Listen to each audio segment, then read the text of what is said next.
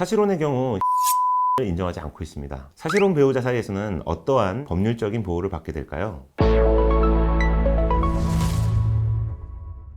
안녕하세요. 법무인 백송의 윤지원 변호사입니다. 여러분은 사실혼이라는 용어를 한 번쯤은 들어보셨을 텐데요. 결혼을 앞둔 분들께서 부동산 문제, 세금 문제 등으로 사실혼을 선택하시는 경우가 많습니다. 아이를 낳게 되면 보통은 혼인신고를 하시지만 1가구 2주택으로 인한 대출과 세금 문제로 인하여 일정 기간은 사실혼을 유지하시는 경우가 많습니다. 그렇다면 사실혼이란 무엇인지, 법률상 어떻게 취급되는지에 대하여 설명드리도록 하겠습니다.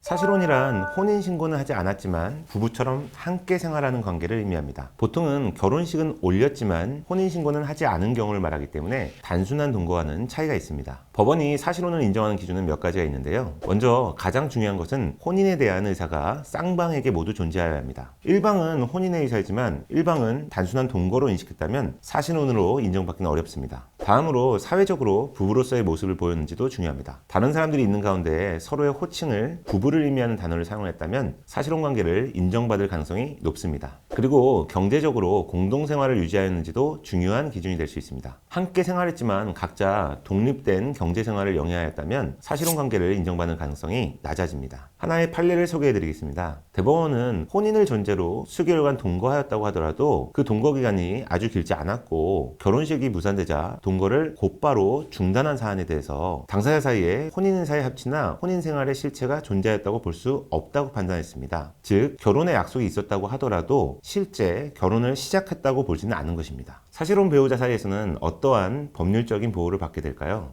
먼저 법률혼과 마찬가지로 이별을 하는 경우에 재산분할 청구권이 인정됩니다. 사실혼을 유지하면서 상호간 재산을 증식하고 유지하는 데 도움을 주었다면 재산분할 청구권이 인정될 수 있습니다. 실무적으로는 경제생활을 하지 않고 가사일을 전담하였다고 하더라도 재산분할 청구권이 대부분 인정되고 있습니다. 자녀가 있고 10년 이상의 혼인생활을 하였다면 40에서 50% 정도의 재산분할 청구권을 인정하고 있는 것이 실무입니다. 다음으로 위자료 청구권이 인정됩니다. 일방적으로 사실혼을 파기하는 것은 자유입니다. 이것이 법률혼과 다른 점인데요. 다만 사실혼을 일방적으로 파기한 사람에게 정조의무 위반 등 귀책 사유가 있다면 위자료를 청구할 수 있습니다. 그리고 그 외에도 국민연금이나 전세권 승계에서도 법률적인 보호를 받을 수 있습니다. 재산을 가진 사람은 사실혼 관계를 끝낼 때 재산 분할을 방어하기 위하여 사실혼이 아닌 단순한 동거하는 사이였다고 주장할 가능성이 높겠죠. 재산 문제로 인하여 과거 몇 년간의 관계를 부정한 일이 실무에서도 많이 접할 수 있는 사례입니다. 그렇다면 사실혼 관계에서 법적 보호를 확실히 받으려면 어떻게 해야 할까요? 먼저 공동으로 경제생활을 하였고 상호 도움을 주었다는 기록을 남겨놓는 것이 좋습니다. 예를 들면 부동산의 명의를 공동 명의로 하고 계좌 거래 내역을 확실히 남겨놓는 것이 도움이 됩니다. 다음으로 사실혼 관계를 시작하고 유지하는 혼인서약서를 작성하고 보관한다면 큰 도움이 될 수 있습니다. 또한 자녀를 잉태했다면 혼인신고를 하지 않았더라도 아빠와 엄마의 자녀로서 출생신고는 확실히 해놓는 것이 중요합니다. 사실혼의 경우 현재 대법원에서는 상속권을 인정하지 않고 있습니다. 특별연구자로서 상속재산의 일부를 받을 수 있기도 하지만 상속인들과 험난한 법률상의 분쟁을 치를 수밖에 없는 것이 현실입니다. 따라서 사실혼 배우자로서는 상대방과의 사이에 유언으로서 증여를 한다라는 유증문서를 작성하고 공증을 받아놓는 것이 유리할 것입니다. 이 경우에는 특별한 증명이나 법적 분쟁 없이 재산을 승계받을 수 있게 됩니다. 한편 사실혼 배우자가 치매에 걸린 등 성년 후견의 개시가 필요한 경우가 있을 수 있습니다. 법률상 청구권자인 친족에 사실혼 배우자가 포함되는지는 견해의 대립이 있는데요. 사실혼 배우자는 성년 후견 개시에 청구권이 없다고 보는 것이 일반적인 것 같습니다. 이 경우 재산을 관리하면서 피성년 후견인을 부양하는 데 어려움을 겪을 수 있으므로 재산 관리에도 미리 대비하시는 것이 좋겠습니다.